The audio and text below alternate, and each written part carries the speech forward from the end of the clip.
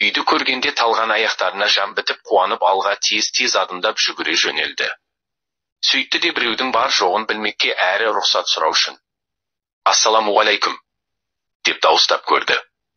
Үйдің артқы жағында қой жайып отырған бір қарт кейуана бар еді. Дауысты естігенде селк ете қалды. Орнынан тұрып жатып, елсіз мекенде жүрген кімдер болды екен? Күйеуім келетіндей уақыт болған жоқ деп күбірледі, себебі күйеуінің тезек жинауға үйден кеткеніне көп болмаған еді. Сол тезектерді сатып күн көретін. Үйдің алдыңғы жағына келгенде ғана бойынан қорқыныш сейілейін деді, өйткені Хазірет Хасан мен достары жарыса сәлем берді. Кейуана «Уағалайкумассалам уа рахматуллах» деп сәлемді қабыл алды. Сәлемді әдеппен алғанына қарағанда ол кісінің мұсылман екені байқалды. Әйел де іштей қорқынышын басып жақсы адамдар секілді, сірә бұлардан зиян келмес деп ойлады. Қонақтарға көлеңке жерге шақырып, «Келіндер үйдің көлеңкесінде отырып тынығындар» деді. Бәрі көлеңкеге барып отырды. Кейуана жөн сұрасып, «Жол болсын» деді. «Қажылыққа бара жатыр едік» деп жауап берді Хазірет Хасан. Пайғамбарымыздың екі немересі Хасан мен Хусейн екенін білмейтін. Аштықтан бұратылып отырса да әдеп сақтаған қонақтар ашпыз деп айтпаса да, қинала сөйлегендерінен аш екенін ол кісі өзі сезіп қойды. Сөйтіп, «Қарындарың аш па?» деп сұрады. «Иә, қатты әлсіреп қалдық» деді жүргіншілер. Үй иелері жұпыны ғана өмір сүреді екен. Қорада баққан бір қойдан басқа күнкөріс көзі жоқ екен. Қол ұзындау болғанда барын қонақтардың аузына тоспас па едім деп мұңайған әйел оларға қарап, «Шынын айтқанда, анау жайылып жүрген қойдан басқа ештеңеміз жоқ. Егер қаласаңдар, сол қойды сауып, сүтін ішіңдер» деді жаны ашып. Қонақтар «Жарайды» деп қуанып кетті. Іле қой сауылды. Алайда тойып жайылмаған қойдан жартып сүт шықпады. Бір-екі тамшы сүт ешкімнің аштығын басуға жетпеді.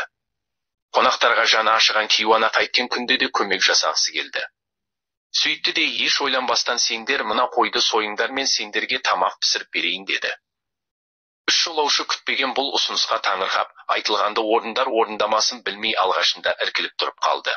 Алайда әйел өз айтқанынан қайтпады. Құдайы қонаққа берер басқа ештеңе жоқ еді. Соңында қой сойылып, еті қазанға түсті. Ас даяр болғанда бәрі мәз-мейрам болып, жақсылап тойынды.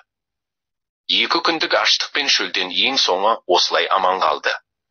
Меккеге бет алған үшеу жолға шықпақ болды. Әйел ас суларын да қамтамасыз етті. Қонақтар әйелге алғысын жаудырды. Аттанып бара жатып, «Біз Құрайш руынанбыз. Қазір қажылыққа бара жатырмыз. Егер де қажылықтан аман есен оралсақ, Мәдинаға келіп бізді тауып алыңыз» деп кетті. Кейуана уәде беріп оларды жолға шығарып салды. Біршама уақыттан кейін тезек жинауға кеткен күйеуі оралды. Келе сала тамақ сұрағанда әйелі алдына табақ пен ет тартты. Күйеуі бұған таңғалып, «Мына ет қайдан келген?» деп сұрады. Әйелі, «Өз малымыздың еті» деп бүгінгі болған оқиғаны айтып берді. Күйеуі бұны естігенде әйеліне қатты ашуланды. «Жан бақтырып отырған жалғыз қойды қонақтарға сойып бергенің не?» деді ашуланып. «Қонақтар Құрайш руынан екен. Қажылықтан қайтқанда міндетті түрде Мәдинаға келіңіздер» деп шақырды дегенде күйеуі одан бетер ызаланып, «Құрайштың құрамында тайпа көп. Арасынан оларды қалай таппақсың?» деді. Арада бір айдай өтті. Хазірет Хасан, Хусейн және Абдулла қажылықтарын өтеп еліне оралды. Қажылықта өздеріне жәрдем берген әйелге де көп дұға етті. Ол жомарт әйелдің жақсылығын еш ұмыта алмады.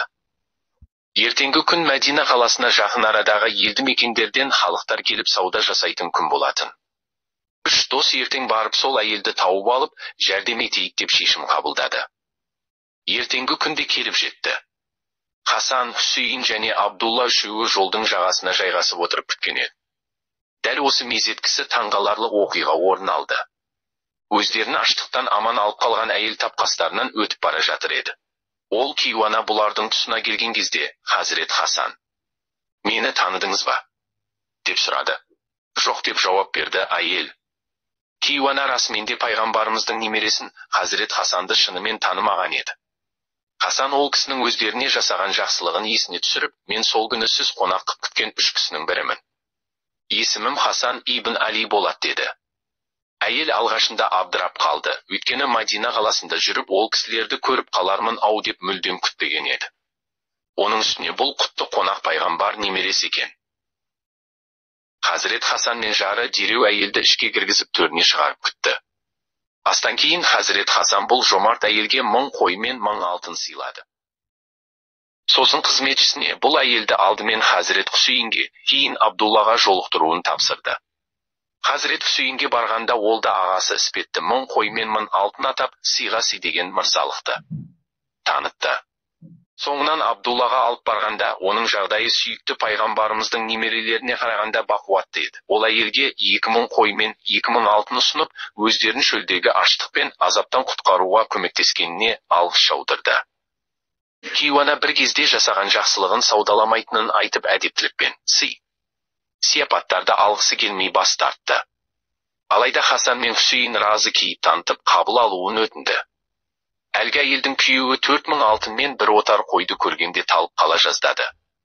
Мұншама байлықты кім бергенін білгенде, одан бетер қатты қуанды. Адамзаттың ең жомарты, сүйікті пайғамбарымыздың саллаллаху алейхи уа сәлям ұрпағынан осындай ізеттілік пен жомарттық көру олардың қуанышына қуаныш қосты.